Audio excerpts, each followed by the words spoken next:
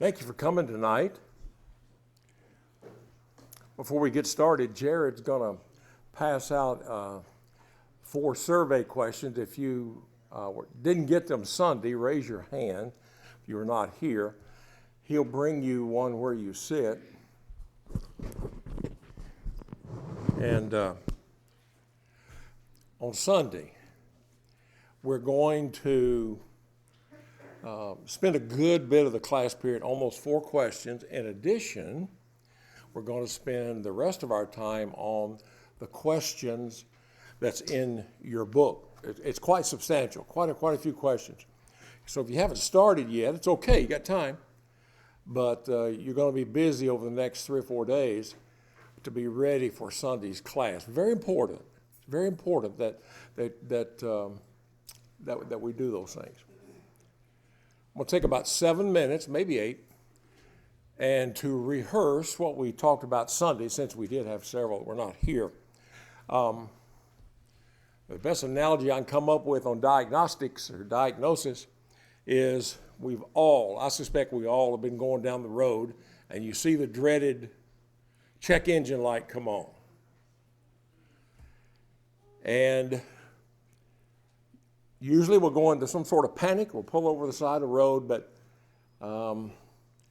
we'll have health scares where we have to go in for tests and have a diagnosis. Sometimes our marriages need to be diagnosed. There are times when she's not treating you right.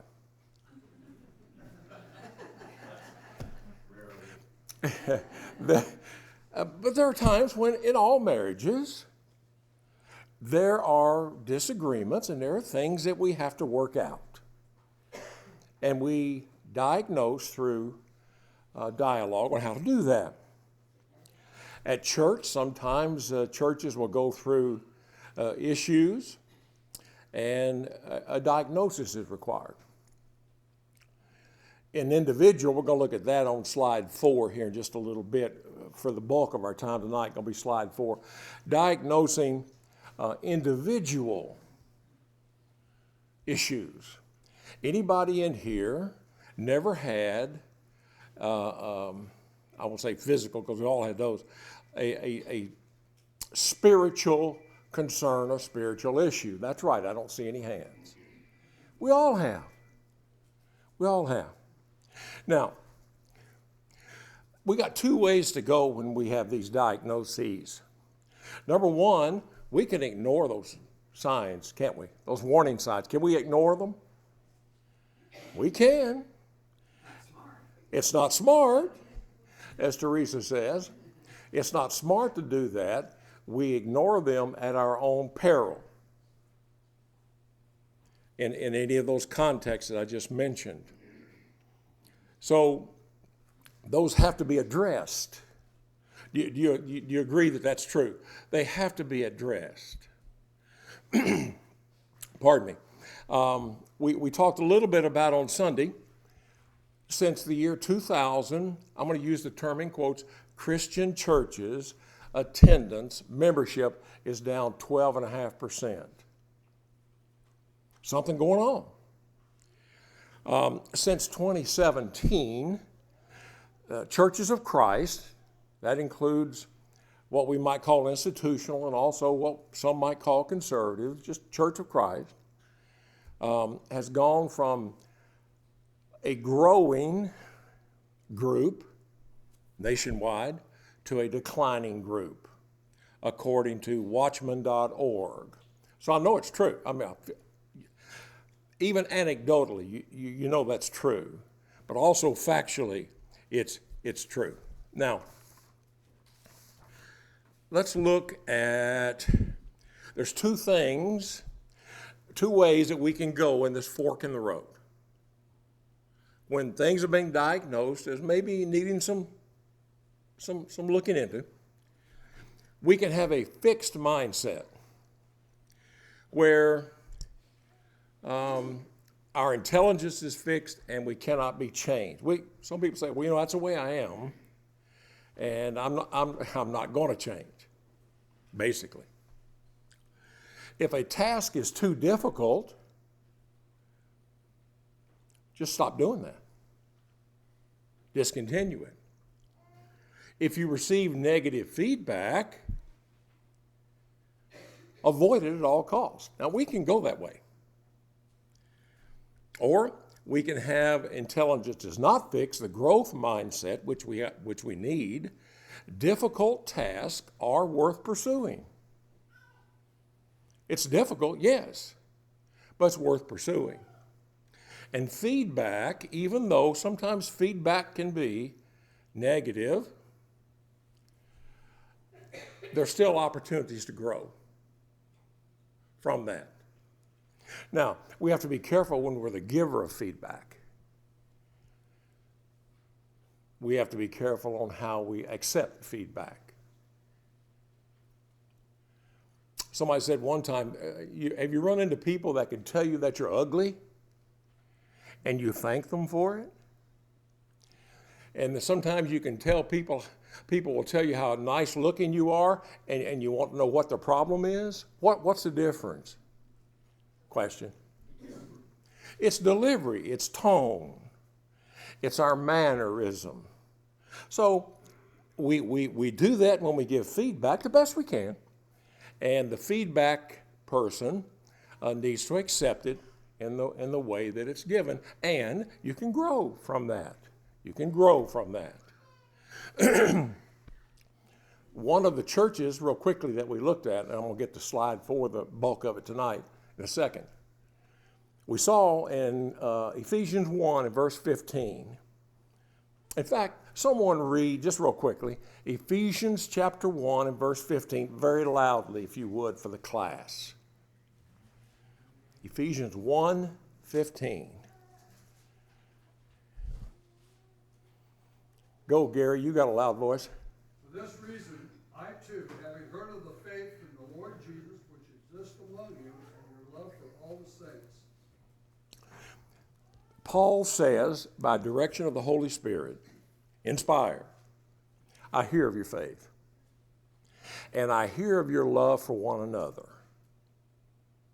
Now, fast forward 34 years. Only 34 years. There's still at least one apostle still alive, John. So it's not that long. What does Revelation 2 and verse 4 say when he talks about the church at Ephesus? I can paraphrase it. You have left what? Your first, what you just said 32 years ago, that your faith was great, you have love for one another, and by implication, you have love for me, Jesus talking. 34 years later, he lists some good things as he walked among the churches. But he said, you've lost your first love. What happened? What happened? Well, we don't know for sure, Lance. We can suppose. Ask Job how quickly things can change. Okay, for the back, Lance said, good point, that ask Job how quickly his circumstances changed. Merit to that. We do know this for sure, that their love for Jesus had waned. Possibly, we see this, we talked about it a little bit on Sunday, but I'm going to go through these quickly. Second generation Christians. Sometimes, as second generation, third generation Christians come along, they take great pride, so to speak, in their lineage, their Christian lineage, quotes. And they didn't go through the battles that the Ephesian fathers and mothers or grandfathers that went through. Could be that. Sometimes older Christians, we got a few in here, Steve and a few others. Our work here, sometimes we view, we've fought these things for 60-something years. I'm going to coast a while. Really? It could be that. You know, boys and girls, in 62 AD, we went through all of that, and it was tough. So we're gonna slack off here a little bit. We're gonna let these newer people. Can we do that? We may slow down physically, but you don't quit. There's no quit. Could have been uncorrected problems. Struggling churches, so many churches around the country have closed their doors. Literally have closed their doors. Oftentimes, not always, but usually about problems that were not addressed or corrected. And then the last one, which leads us into the next slide. Did the Ephesians, did the church at Ephesus evaluate themselves? Possibly not. Dangerous for us. We're getting ready to do that. Now, if I was going to write down, if I was going to write down 4, 5, 6 things tonight, this would be it. Write each of these down. I think it's so good, not because I did it, but it's so good that I'm going to transfer it into some blank sheets in my Bible, so I've always got it with me. So if you don't copy anything else down tonight, copy these down. 2 Corinthians 13 and verse 5 says, examine yourselves. Some versions say, test yourselves as to whether you are in the faith. Test yourselves. Do you not know yourselves that Jesus Christ is in you unless you are unqualified or you fail the test? Now, is it possible, if that was the only verse, the New Testament's replete with these, if that's the only verse I had, can one fall from grace? Right here. He told the Corinthians, you need to evaluate yourselves. You need to test yourselves. You need to look at yourselves, lest you fail the test. What's the implications of failing the test? Well, I'll just retake it next semester. Well,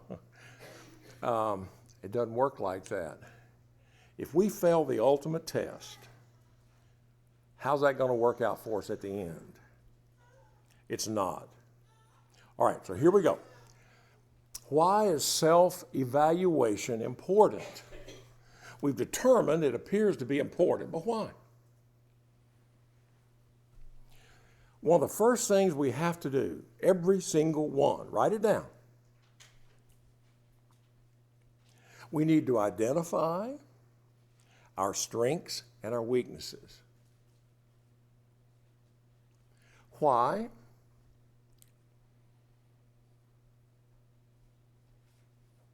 Why, if we're going to diagnose, if we're going to improve, if we're going to pass the test, if we're going to be the kind of people we need to be, why do we need to know what our strengths are, Greg?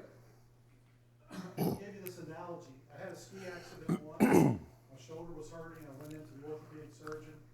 Arm goes this way. He can't push it down. This way can't push it down. This way can't push it down. That way, boom, he pushed it down. He goes, oh, you've torn your rotator cuff in your labrum. So he tested me, and by finding where was I strong and where was I weak, he identified where my problem was. That's what they had to go in and fix with surgery. It's always the same no matter what area of life, area of the church that we're doing. Where we're strong, there isn't a problem. Where we're weak, better look at that and see if we can correct it. That's a good point. We don't know unless we set out. I didn't mean to do that. I'm giving this thing away here. We have to identify what our strengths are as individuals and also as a church. Every church has them. Every individual has them. Strengths are great. Continue to grow those. Weaknesses, we just talked about a way to do that. We can say, I'm not going to go there. Or we can say, well, that's at least I've identified it. I've diagnosed what my weaknesses are. Now, there's more to it, of course. We need to identify, based on, I don't have them numbered 1, 2, 3, but based on the first bullet there, we need to identify areas for improvement. We've identified our strengths, we have identified our weaknesses. Now, how can we improve on our weaknesses?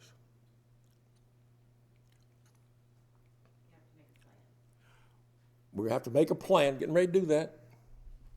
We have to make a plan. Now, identify areas for improvement. I see where a lot of people need a lot of improvement.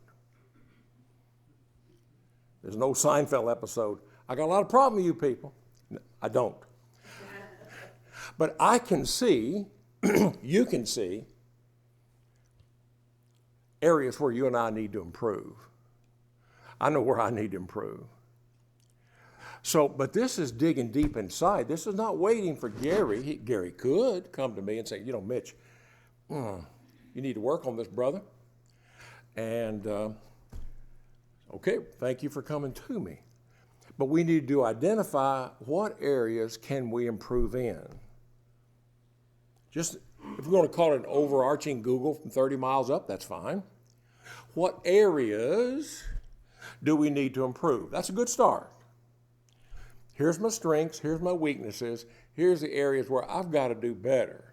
Now, this is just an outline, the skeleton. I'm not putting meat on the bones yet. We need to assess I don't know why I put there, our own performance. Our own performance. What does that imply?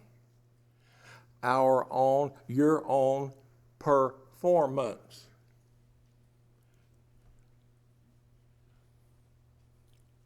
You know why some people don't have to do this step? They're not performing. I've been there. Box checker. Check the box, check the box, check the box. Not doing a whole lot. But we have to look, how are we performing? Does anybody see that? It's Wednesday night. I know people are tired, you worked, and I see the blank stares. But have you ever assessed your own performance? Yes. I don't always like it.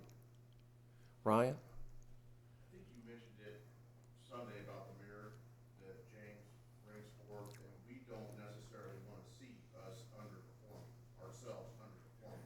Therefore, that assessment's never done. Because in our own little mind, we think we are a top performer. As Clint Eastwood said in one of his movies, you're a legend in your own mind. What did James say about the mirror? He who looks into the mirror, if he'd have said period there, we say, I do that. He who looks into the mirror, paraphrase the rest of it for me. He walks away from the mirror, she walks away from the mirror, and they forget what manner of person they are. So it's nice to identify. Mirror. But you have to assess your own performance. What are you doing? What am I doing?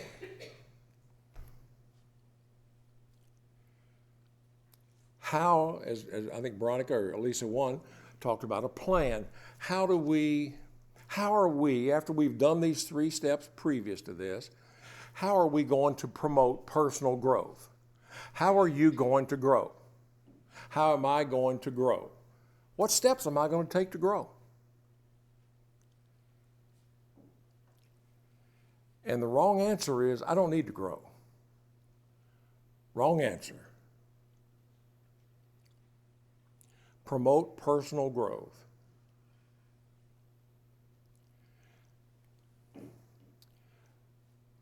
Do we get so busy? It's a question. Do we get so busy in our work life, our constant vacation life, in all these different areas where we're so busy, do we have time to sit down in a quiet place like Jesus asked us to do and think and pray about these things in my life, in your life? Do you come up short with that? I do. Sometimes I do. I do.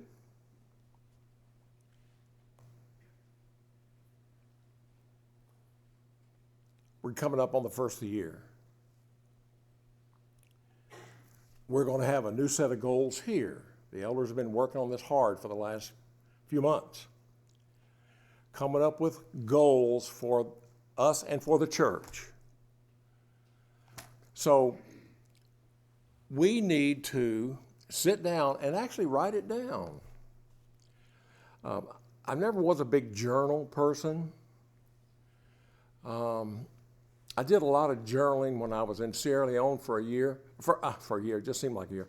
For a month.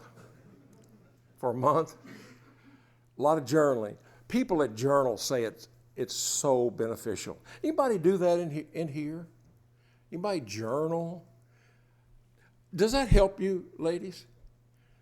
Does it help? In what ways? I'm not trying to put you on, well, I guess I am. I'm putting you on the spot, Lisa. How does that help you? You have to be reflective. You're constantly being reflective. Lisa said we have to constantly be, what? Reflective. I can use that. Daisy, you agree? Yeah, it also helps you bring it to mind because with our busy lives, you forget what your goal focus is. So for me, it helps me. So I take my tablet everywhere I go because it's where I do it. So it helps bring it to mind. The first thing that opens is like, this was your goal. Did you meet it? Did you not meet it? It just helps you stay on track. Lisa said, I thought it's fantastic. Daisy said, both said good things. Daisy said that by writing things down during the day, maybe it's in your tablet, maybe it's in your phone, doesn't matter about that, or it could be a literal journal. It keeps it in front of your face, doesn't it? Oh yeah, I forgot. I got to do whatever. So it help create goals for personal development. These are somewhat, I try to put them at least sequentially. This is to Daisy's point as well. By doing all these things, it increases your self-awareness and my self-awareness. And not only that, what's the last word there? Accountability. Hello? Accountability.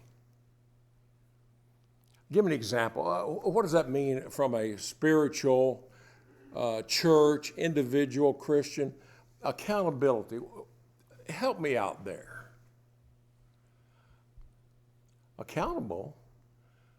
Accountable to whom? Accountable to Jesus, no question. Head of the church. We're accountable to the church. We're accountable to ourselves. Go ahead, Lance. Elders to the congregation. Yeah. Men to the family. Mothers to the children. Husband to wife. Wife to husband. There's a lot of things. There's a lot of accountability In God's in God's kingdom. Are people accountable to the eldership? They are.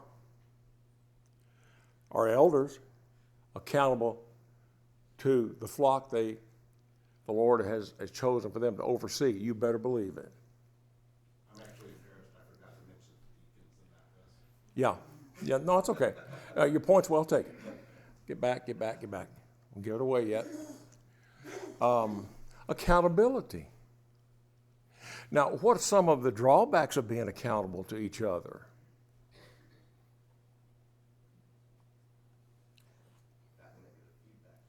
Well, possibly some negative feedback. Yes, I'll accept that. What else?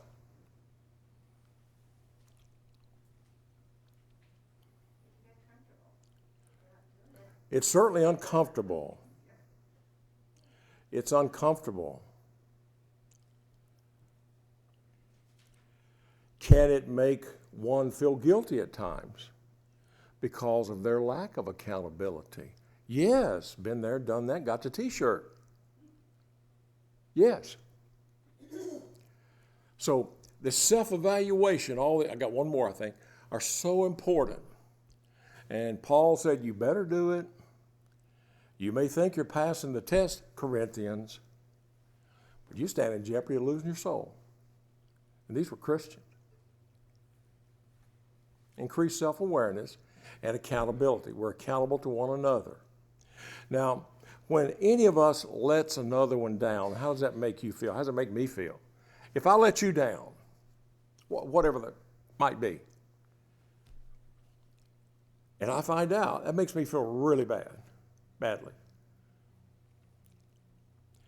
And does that increase your trust in that person, or does it decrease the trust in that person? It didn't say it's irrecoverable. Say again, Austin? Well, yeah, it depends on the response, of course. No, that's a good point too. Yes. And the last one. I didn't say it was the easiest one. I'm going to leave this up a little bit.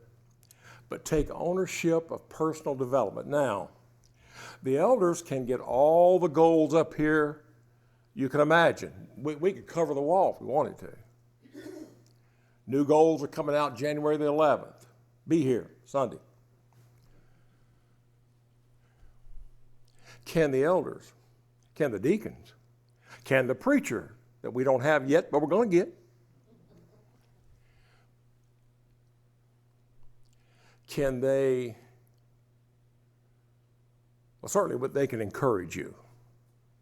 Can we insist? Well, I guess we could.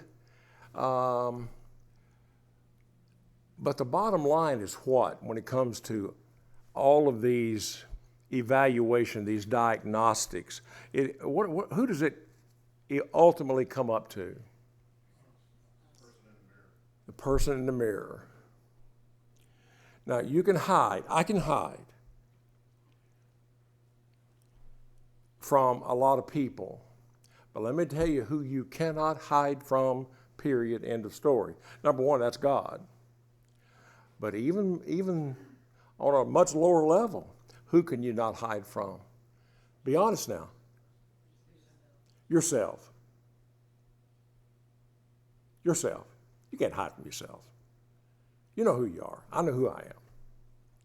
And when I fall down in these areas, and I do, and you sit down in a quiet place and you come up with all these things, and I hope you'll do that. Hope you'll answer these things.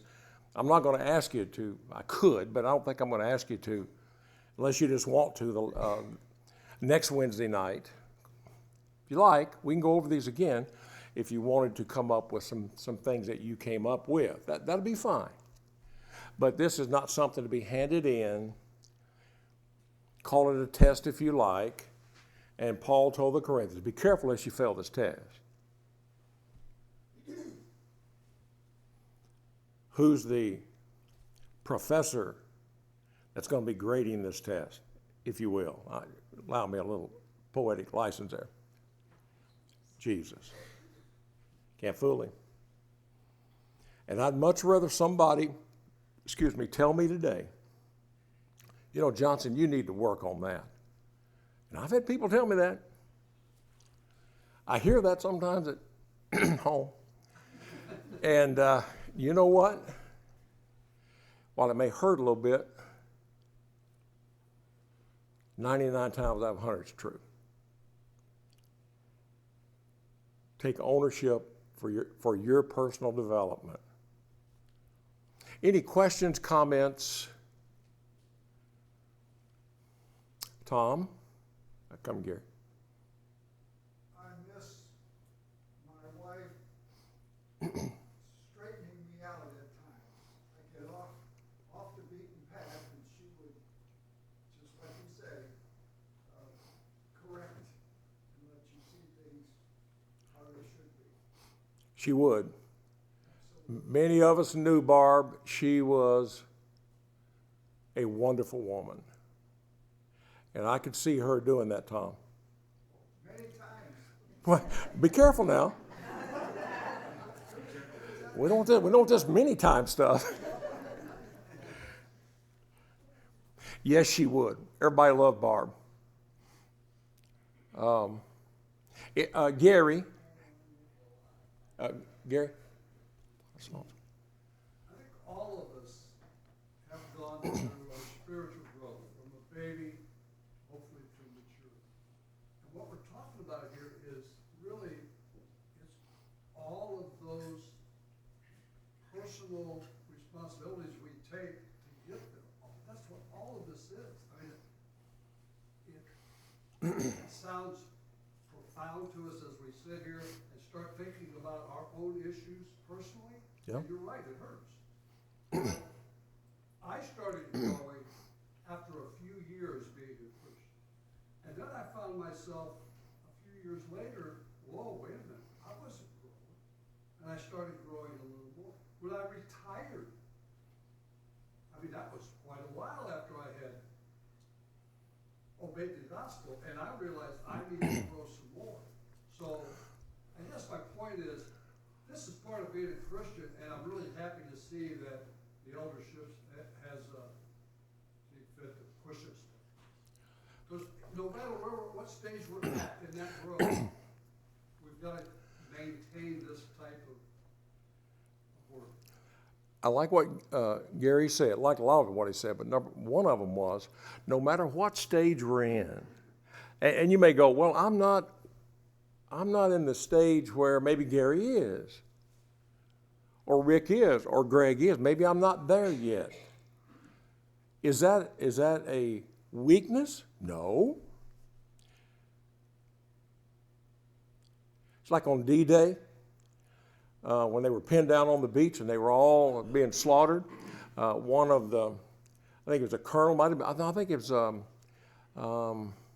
Theodore Roosevelt Jr., a one-star general, said, we got people scattered everywhere. Let's just start the war here. Let's just start it here. So wherever you are, wherever I am, and this continuum is from here to how long does this thing go? Till you go out horizontally.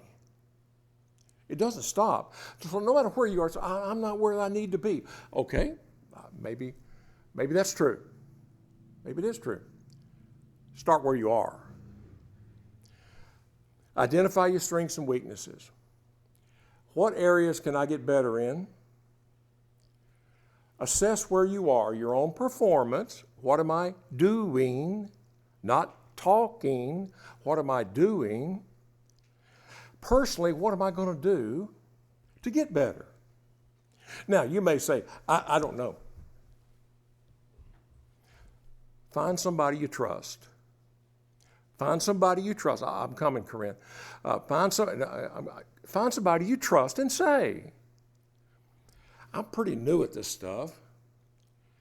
Could you help me? Every single person in here would be more than happy to do that. Now, Miss Taylor, and then I'm going to Corinne.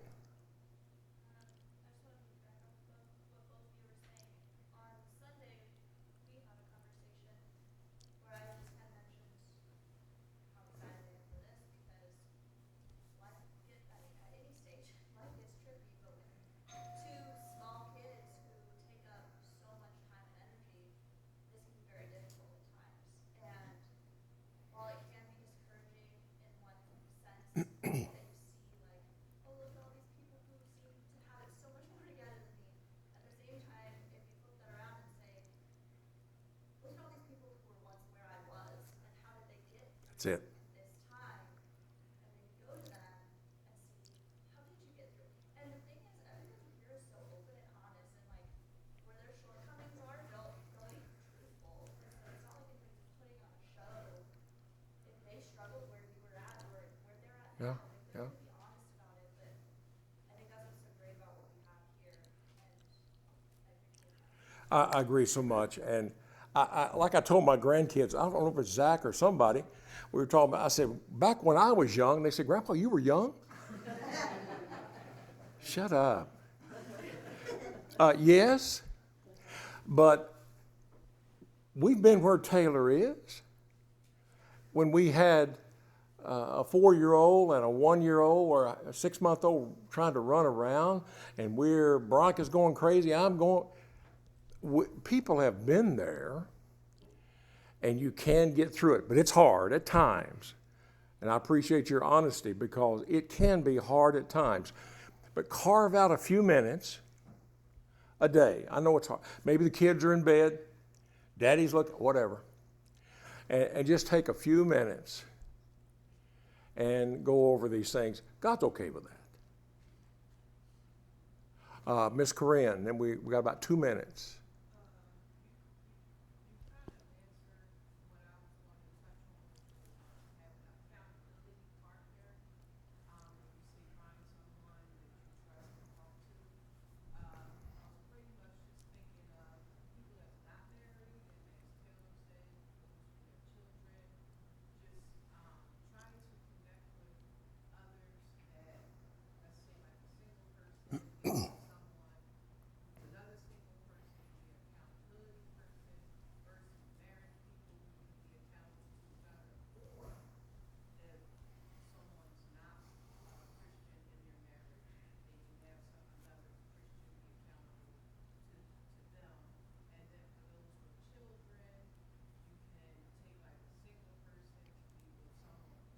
Okay. Yes. Valid points. That's what we call the Anchored Hearts class that meets every 6 weeks or so, where we have people there who are, generally speaking, general statement, are in similar situations. And you've seen it. You're in it, and Carol and some others. And it's been helpful. It's been helpful to me. And it's been helpful to Veronica.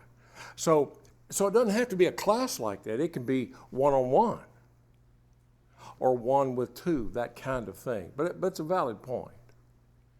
Let's see what's on the next one. I forgot. Oh, evaluating the congregation. I'm going to save, let's see here real quickly. Oh, I did want to do this. I didn't see any more hands anyway. Titus 3 and verse 8. Well, this will probably be it. Says, I didn't get it all. Those who have believed should be careful to maintain good works. Now, Titus, inspired man, said we should be careful to maintain good works. Who is he encouraging to maintain good works? All of us. Now, you're getting personal there, Titus.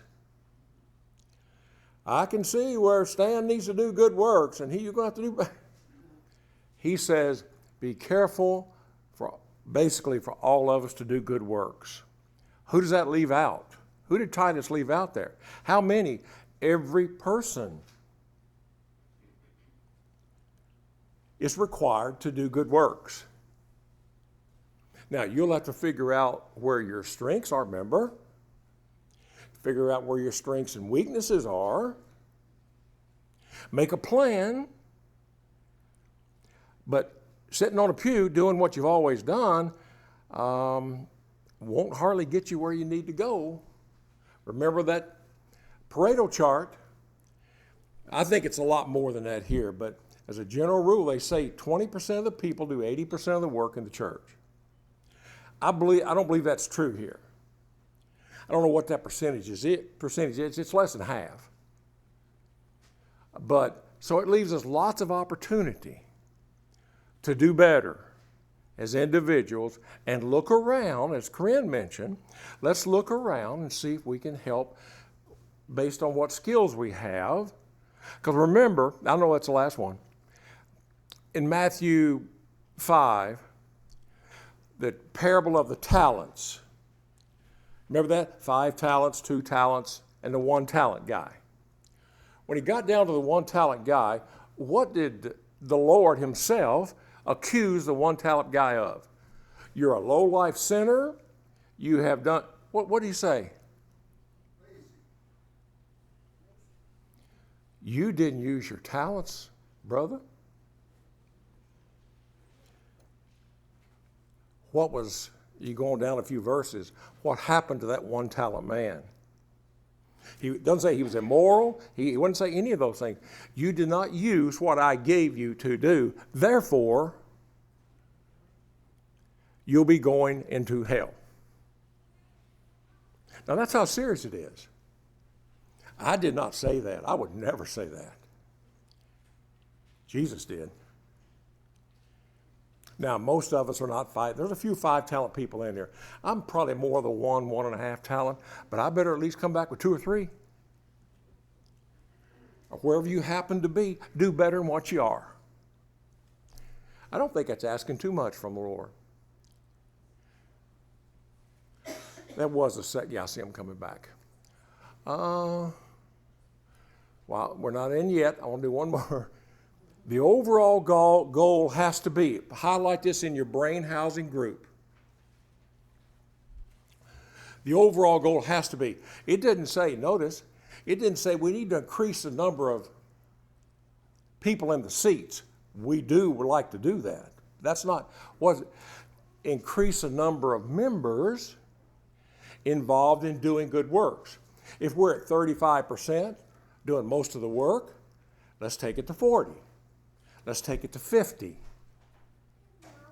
And eventually, hopefully, it's a good church right here. Maybe it's 100%. But the point is, we can all do better.